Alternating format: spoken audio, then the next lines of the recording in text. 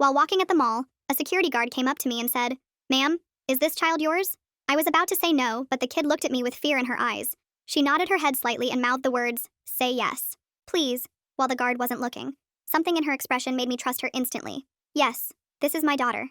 I pulled her into a hug and felt her trembling against me. The security guard looked skeptical. He was a heavy-set man with a mustache who reminded me of Paul Blart. She was hiding in the dressing rooms for over an hour. Staff was concerned. "I'm so sorry. We got separated and she must have gotten scared." I rubbed the girl's back, trying to seem maternal.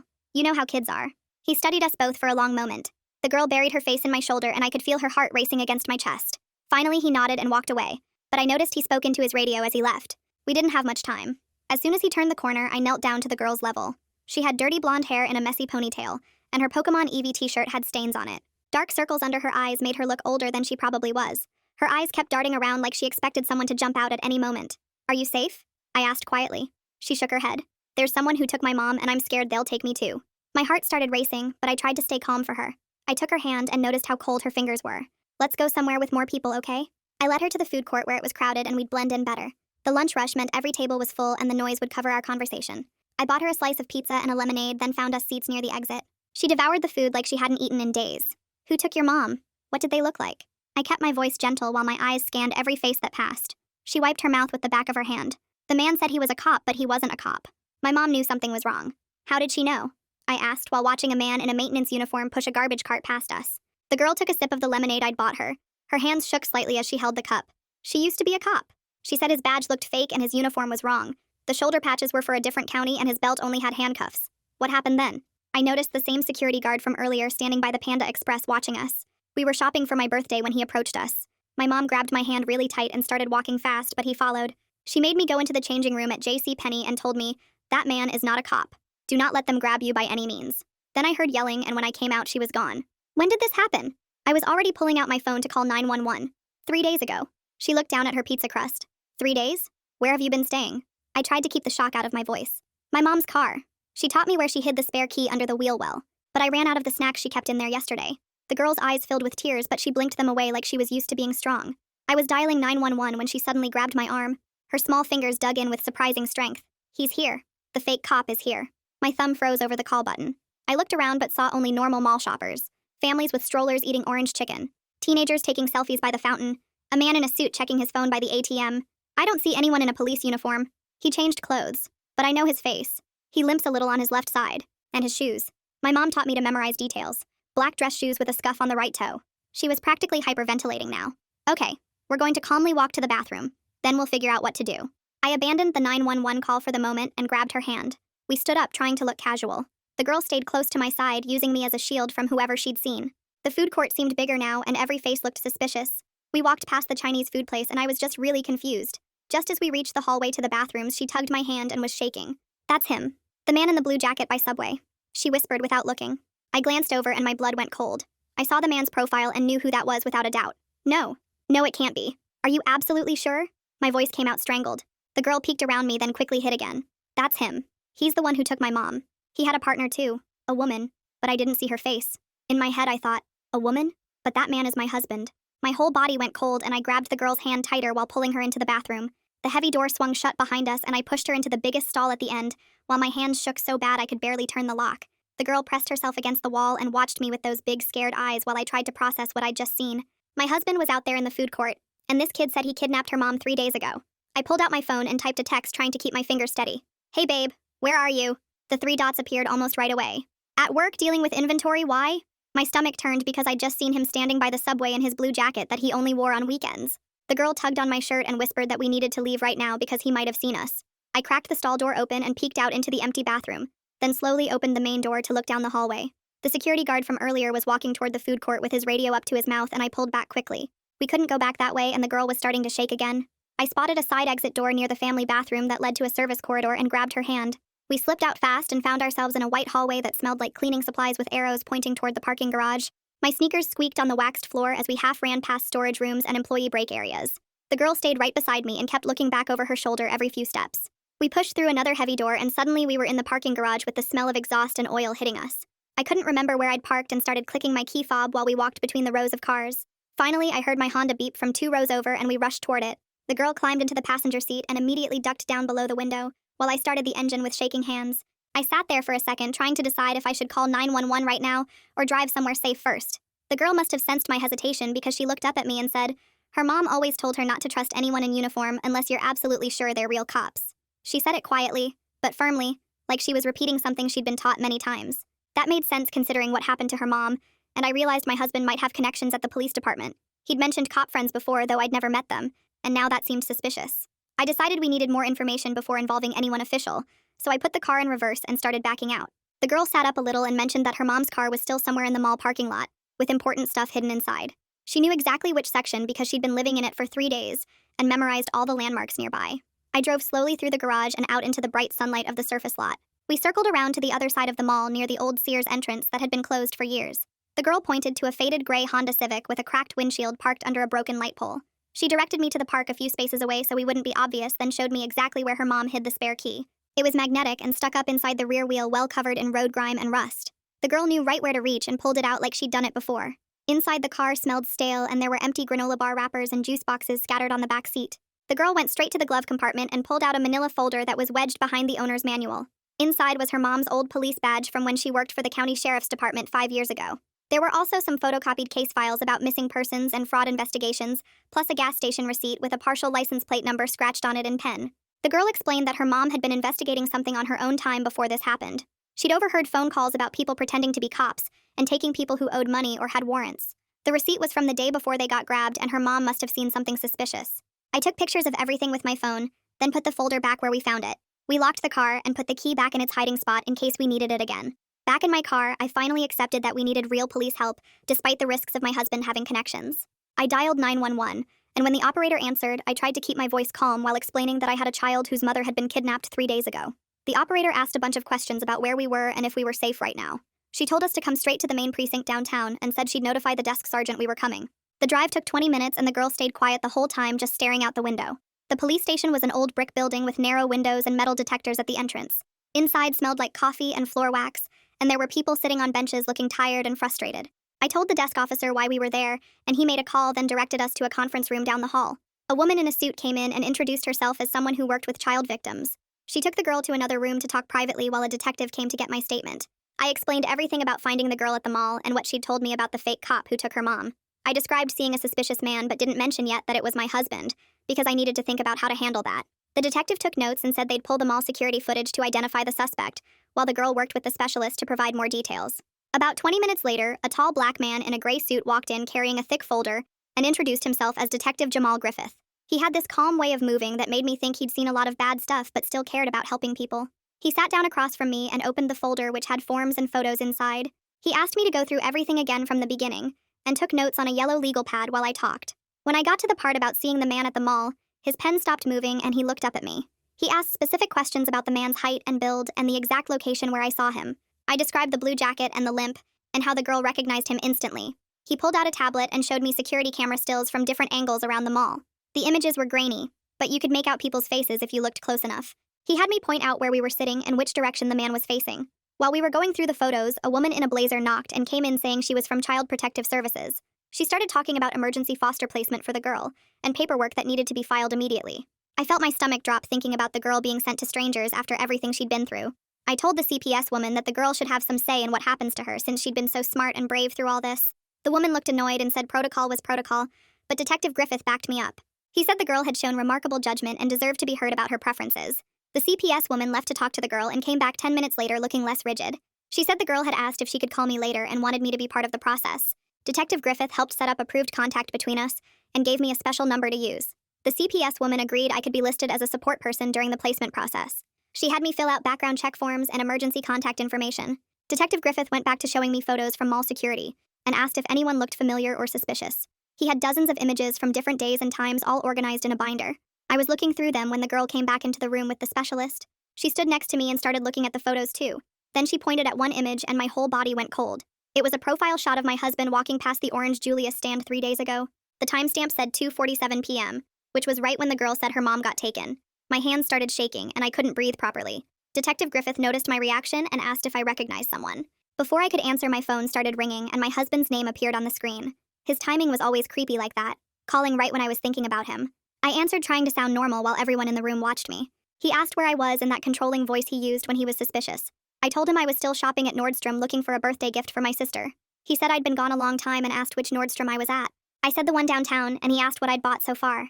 I made up something about looking at purses but not finding the right one yet. He kept pushing for details like what color and what brand and how much they cost. His voice got harder when I stayed vague, and he said he'd driven by the mall earlier and didn't see my car.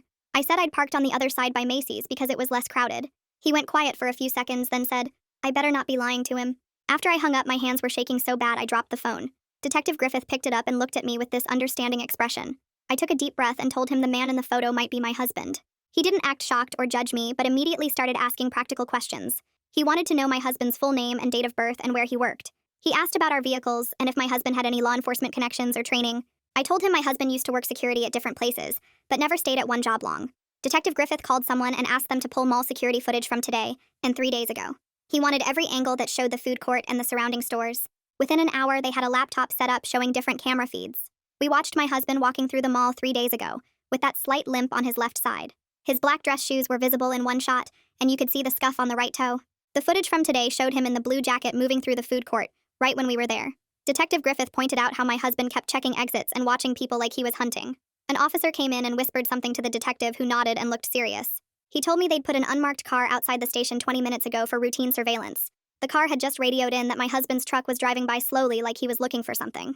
When the driver noticed the surveillance unit, he sped up and left the area. Detective Griffith said this confirmed my husband was watching for me and probably knew I'd come here. He made some calls and within an hour had arranged a safe place for me to stay. It was the extended stay hotel the department used for witnesses that needed protection. He had tech specialists come mirror my phone so every call and text from my husband would be tracked and recorded. They gave me a different phone to use for personal calls and told me to keep my regular phone turned on and charged. They wanted my husband to think everything was normal while they built their case. That night, I was sitting in the hotel room when the new phone rang. It was the girl calling from her emergency foster placement. She sounded scared but said the family seemed nice and gave her own room with a lock on the door. She said she kept remembering more details about where they took her mom. There was this specific smell she noticed. Rubber mixed with bleach like a hospital but different. She thought it might be some kind of storage place or warehouse because she heard metal doors slamming. I wrote down everything she said about the smell and the metal doors, and Detective Griffith immediately made calls to get a search warrant for my house.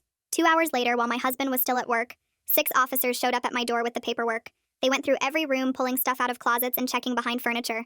One officer found a prepaid phone taped under our bedroom dresser that I never knew existed. The call history showed dozens of calls to storage facilities on the outskirts of town over the past month. My regular phone buzzed with a text from my husband asking where I was and saying I needed to come home right away. He said I was overreacting about something and making a big deal out of nothing. His next message said he knew I'd been to the police station because a coworker saw my car there. He kept texting that we needed to talk, and I was being crazy and paranoid like always. The officers took photos of everything, including the texts, while I sat on my couch watching strangers go through my life. Detective Griffith arrived and asked me about our finances while the search continued. I told him about the money problems we'd been having since my husband lost his previous job 6 months ago. I mentioned finding a shoebox full of cash in our garage last week that he said was from selling tools. The detective wrote everything down and said desperate people do desperate things for money. He asked if my husband had any connections to law enforcement or security work. I remembered he'd worked as a temp at different security companies over the years, but never stayed anywhere long. The foster family called that afternoon to say the girl was doing okay, but having bad dreams about her mom. They said she woke up screaming twice and kept asking if I was safe. Detective Griffith helped arrange for me to visit her the next day and bring some things from her mom's car. I drove back to the mall parking lot and found the Honda still there with a police seal on it. An officer met me there and let me take a stuffed bear and a blanket from the back seat. The next morning, I went to the foster home, which was a small house with a swing set in the yard. The girl ran to me when I walked in and hugged me tight for a long time. I gave her the bear and blanket and she held them against her face, breathing in the smell. We sat on the couch and she started talking about the day her mom was taken. She remembered driving past a water tower with a smiley face painted on it right before they stopped. She said the fake cop's car was already there waiting when they pulled into what looked like an old warehouse area. This detail helped the police narrow down which storage facilities to check since there was only one water tower like that in town. Detective Griffith called me that night to say they'd searched 3 storage sites near that water tower. At one location, they found zip ties and rope along with a receipt that had fallen behind some boxes. The receipt had a woman's name on it that I didn't recognize at all. The name was Sophia something, and the receipt was for cleaning supplies from 2 weeks ago. Traffic camera footage showed my husband's truck at those same storage units 2 nights before the kidnapping happened. The timeline was getting clearer, and the evidence was piling up against him. I went back to the mother's car the next day with permission to look for anything else helpful. Under the driver's seat, I found a notebook with dates and locations written in neat handwriting. The notes described other fake cop incidents in 3 nearby counties over the past year. Each incident involved someone approaching women with children claiming to be police, but having wrong uniforms or badges. Detective Griffith ran the information and found reports matching the descriptions, but no arrests had been made. He discovered my husband had worked as a temp for the company that handles mall security contracts. The work records showed he'd been assigned to our mall twice, which explained how he knew the blind spots. He would have learned where all the cameras were and which areas security rarely checked. The girl did another recorded interview at the police station with a child specialist present. She remembered more about the woman who was with the fake cop that day. The woman had a crescent moon tattoo on her wrist that she noticed when the woman grabbed her arm. She also remembered the woman wrote something down with her left hand which stuck out to her. These details were added to the case file along with everything else they'd gathered so far. My husband kept calling and texting, but I didn't answer following the detective's instructions to let everything go to voicemail. His messages got more angry and then switched to apologizing and saying he loved me. The police said this pattern was typical for someone who knew they were caught. I stayed at the hotel another night, barely sleeping and wondering how I'd missed all the signs. The next morning, Detective Griffith called to say they had enough evidence to arrest my husband. They were planning to pick him up at his workplace that afternoon to avoid any problems. I felt sick thinking about how our neighbors would react when they found out what he'd done. The detective said I should prepare myself because this would probably make the news. I went back to the hotel room and started looking through my husband's stuff on our shared cloud account. His photos synced automatically, and I scrolled through hundreds of boring work pictures, until I found something weird. There were photos from a bar dated 3 weeks ago with a woman I'd never seen before. She had dark hair pulled back and was laughing at something my husband was saying. In one photo, she was holding a drink and I could see her left wrist clearly. The crescent moon tattoo was right there, exactly like the girl had described. My hands shook as I screenshot everything and sent them to Detective Griffith's email. He called me back within minutes and said they'd identified her as Sophia Greer from DMV records. The police got a warrant for her apartment that same night, but when they arrived, she was already gone. The landlord let them in, and the place was mostly empty except for some furniture and trash. The neighbors told officers they'd seen her loading boxes into a white van at 3 a.m. 2 days ago. One neighbor remembered the van had a dent in the back bumper and a parking sticker from the community college. Detective Griffith called me the next morning to warn me that my husband might try to come home. They had officers watching our house just in case he showed up. Sure enough, around noon he pulled into our driveway in his truck. The moment he saw the unmarked police cars, he threw the truck in reverse and took off down the street. Officers chased him on foot when he abandoned the truck and ran through the Johnsons' backyard. He jumped their fence and disappeared into the woods behind our neighborhood. The police searched for hours with dogs, but he knew those woods from years of jogging there. They found his footprints leading to the creek, but lost the trail after that. Detective Griffith said I couldn't go back to the hotel anymore since my husband might know about it. They moved me to a different safe house across town that afternoon. I packed my few things into garbage bags and left everything else behind. The new place was a small apartment above a dry cleaner with bars on the windows. The isolation hit me hard that first night when I realized I couldn't call anyone or go anywhere. I understood it was for safety, but the loneliness was crushing. 2 days later, the Financial Crimes Unit called with their findings about my husband's bank records. They'd found deposits from 3 different companies that turned out to be fronts for illegal skip tracing operations. These weren't real bounty hunters, but criminals who grabbed people for money without any legal authority. The payments went back 18 months and totaled over $40,000. My husband had been doing this for over a year, while I thought he was working overtime at his regular job. The girl called me that night from her foster placement, and she was crying so hard she couldn't breathe. Her foster mom got on the phone and said she'd been having nightmares and woke up screaming. I talked to the girl and helped her count to 10 slowly while taking deep breaths. We did the breathing exercises her mom had taught her until her crying slowed down. She kept saying she missed her mom and wanted to go home. I stayed on the phone for an hour until she finally fell asleep. Her foster mom thanked me and said the girl had been asking about me every day. 3 days after that, Detective Griffith called with news about Sophia's car. They'd found it abandoned in a parking garage downtown with the plates removed. The crime scene team found blood on the passenger seat that matched the mother's DNA from her medical records. The amount of blood suggested she'd been hurt, but probably not killed. There were also zip ties in the trunk and a roll of duct tape under the seat. The parking garage had cameras, but someone had spray painted over the lenses. Detective Griffith came to the safe house that afternoon to go over everything we knew so far. I finally told him the truth about the mall. I'd recognized my husband right away when the girl pointed him out, but my brain wouldn't accept it. I kept thinking there had to be some mistake or explanation. The detective said denial was completely normal when someone you love turns out to be dangerous. He'd seen it hundreds of times in domestic cases. He asked if I'd be willing to help them catch my husband since he might contact me. The plan would be to set up a meeting somewhere public with tons of backup nearby. I was scared but agreed because I wanted this to end. They would put a wire on me and have officers all around wherever we met.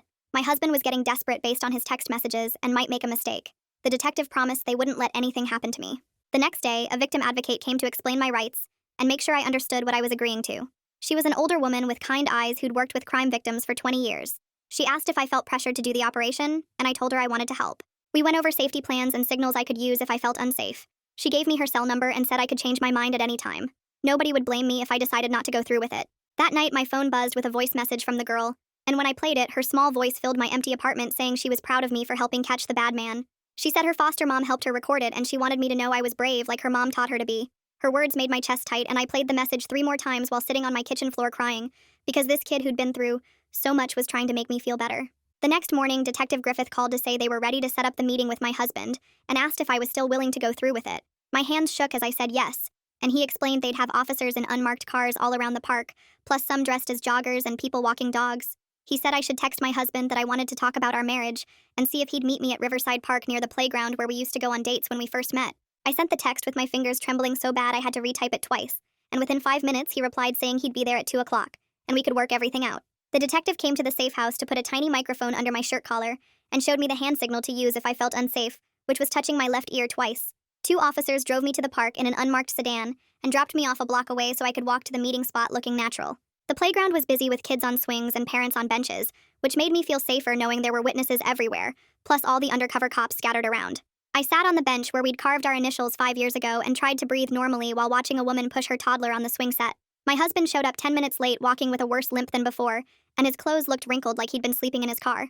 He sat down, leaving space between us, and immediately started talking about how Sophia had forced him into everything by threatening to hurt me if he didn't help her grab people for money. His story kept changing as he talked, first saying he just drove the car, then admitting he helped restrain people, but claiming he never hurt anyone badly. I asked about the girl's mother, and he looked around nervously before leaning closer and whispering that she was still alive, but only he knew where. He said he'd been keeping her fed and giving her water, but she needed medical help soon, and he'd only tell the location if they promised him a reduced sentence. The detective's voice came through my earpiece telling me to keep him talking, so I asked why he did it, and he grabbed my wrist saying we needed the money for IVF treatments and a bigger house. His grip hurt, and I saw 2 joggers change direction toward us, but then he let go and stood up saying he knew I was wearing a wire because I kept touching my collar. He started to run, but his bad leg made him slow, and within seconds 3 officers tackled him to the ground right in front of the playground where parents grabbed their kids and hurried away. They cuffed him while he yelled that the mother would die if they didn't make a deal with him, but Detective Griffith just read him his rights and had him loaded into a patrol car. Back at the police station, my husband's lawyer showed up within an hour demanding to speak with his client privately before any questioning. The detective paced the hallway outside the interview room, checking his watch every few minutes because every second counted for finding the mother alive. After 3 hours of negotiations, the lawyer came out saying his client would reveal the location in exchange for dropping the kidnapping charge down to unlawful imprisonment. The prosecutor argued for 2 more hours while I sat in the victim services room drinking cold coffee and thinking about the mother suffering somewhere. Finally, they reached a deal where my husband would get 12 years instead of 25, if the mother was found alive, and he testified against Sophia and the others in the ring. He gave them an address for a storage unit off Highway 87 near the industrial district, and within minutes every available unit raced there with sirens blaring. The storage facility manager met them with bolt cutters, and they found the mother in Unit 447 tied to a metal chair with duct tape over her mouth and zip ties on her wrists and ankles. She was conscious but weak from dehydration, and the paramedics started an IV right there in the storage unit while checking her vitals. They rushed her to the hospital with Detective Griffith following the ambulance to get her statement as soon as the doctors cleared her. The girl was brought to the hospital with her foster mom and a counselor to reunite with her mother, who was hooked up to monitors but awake and crying. They held each other for 20 minutes without saying anything, while the medical staff checked them both for signs of trauma that might need immediate intervention. The mother kept touching her daughter's face like she couldn't believe she was real, and the girl wouldn't let go of her mom's hand even when the nurse needed to adjust the IV. Meanwhile, the detective got word that Sophia's credit card had been used at a gas station 2 states over and traffic cameras caught her car heading toward the border. The investigation revealed she was part of a larger network of fake cops who'd been grabbing people for illegal bounty hunting operations across 5 states over the past 3 years. That night, the local news ran the story with my husband's mugshot, and suddenly my phone started buzzing nonstop with calls and texts from reporters wanting interviews. By morning, someone had posted my photo and address online saying I must have known what my husband was doing and deserved to be in jail too. The harassment got so bad with people calling me a kidnapper's wife and sending death threats that I had to delete all my social media accounts and change my phone number completely. The next morning, I went straight to the courthouse with all the bank statements I'd been gathering and filed for divorce, citing immediate danger and criminal activity. The clerk gave me forms for a restraining order too, and I filled them out right there in the lobby with my hands still shaking from everything. Within 2 hours, a judge signed the emergency order preventing my husband from coming within 500 feet of me or contacting me in any way. The court also froze our joint bank accounts pending investigation into the illegal money, which meant I couldn't access our savings, but at least he couldn't either. 3 days later, my husband's lawyer called the prosecutor's office saying his client wanted to make a deal and would give up everyone involved in exchange for reduced charges. The prosecutor told me they met for 6 hours going back and forth on terms while my husband sat there in his orange jumpsuit looking smaller than I'd ever seen him. He agreed to testify against Sophia and 12 other people in the fake cop ring if they'd reduce his sentence from 25 years down to 15, with possibility of parole in 10. The deal made me sick, but Detective Griffith explained it was the only way to take down the whole operation and save other victims. Meanwhile, the mother was dealing with her own problems as the police department opened an internal investigation into her old cases, since she'd been a cop before. She had to sit through hours of questioning about whether she'd ever seen signs of this criminal ring during her time on the force.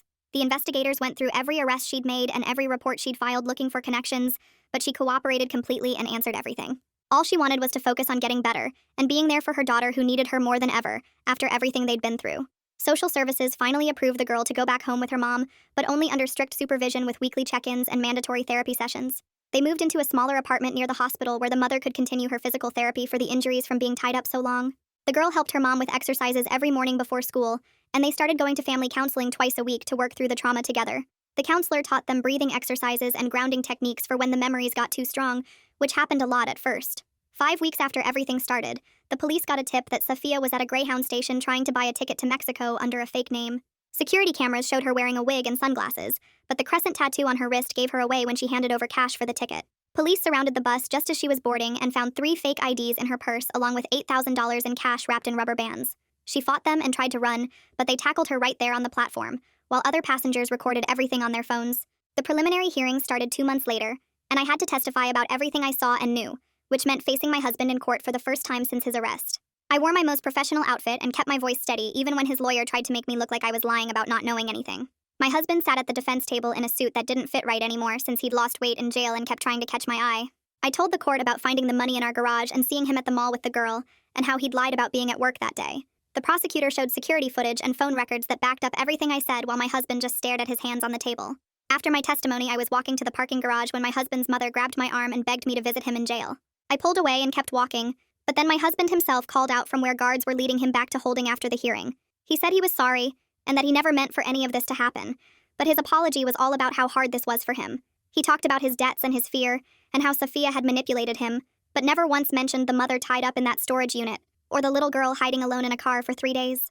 I turned my back on him and walked away while he kept yelling that he loved me until the guards dragged him through the doors. Sophia's preliminary hearing was the next week, and her lawyer was much more aggressive than my husband's had been about attacking the evidence. He argued that the storage unit receipt could have been planted, and that the witness identifications were unreliable since the girl was traumatized and I was biased. The judge threw out 2 of the lesser charges for lack of direct evidence, but kept the kidnapping and conspiracy charges that could still get her 20 years.